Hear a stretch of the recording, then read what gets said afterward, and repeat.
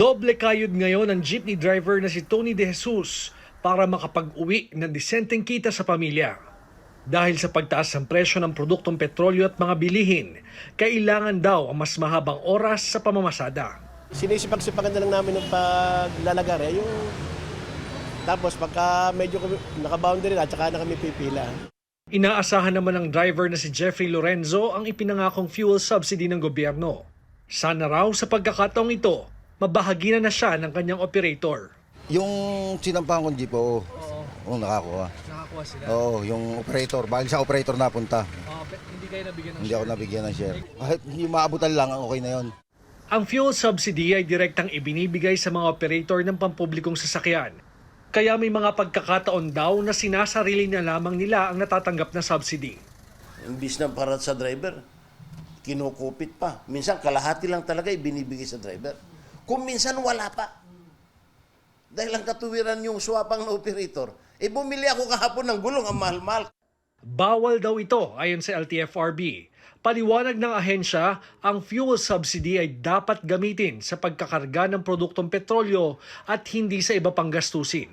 Dapat si driver, tansyado niya kung ilang biyahe niya ba pwedeng gamitin yung 6.5, di ba?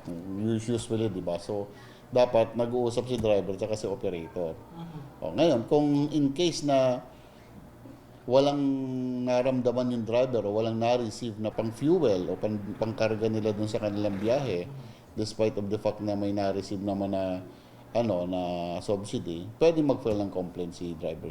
Tatanong ko sa kanya para baka sakaling partihan niya ako . Kahit man lang 2,000 para panlagay sa mapultak man lang yung tangke. Sa ngayon, naghahanda na raw ang LTFRB para sa pamamahagi ng fuel subsidy sakaling maibigay na sa kanila ang budget para rito. Para sa mga tradisyonal na pampublikong sasakyan na may 4 na gulong, 6,500 pesos ang fuel subsidy.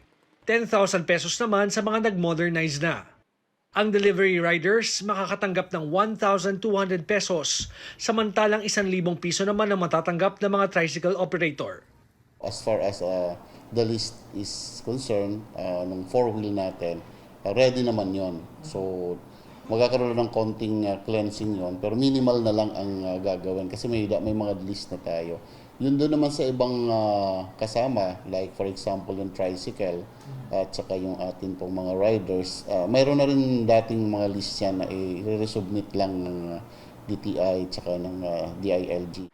Simula Enero ngayong taon, umabot na sa 15 pesos and 30 centavos ang itinaas ng presyo ng kada litro ng gasolina, samantalang 10 pesos and 70 centavos naman sa kada litro ng diesel. George Cahiles, CNN Philippines.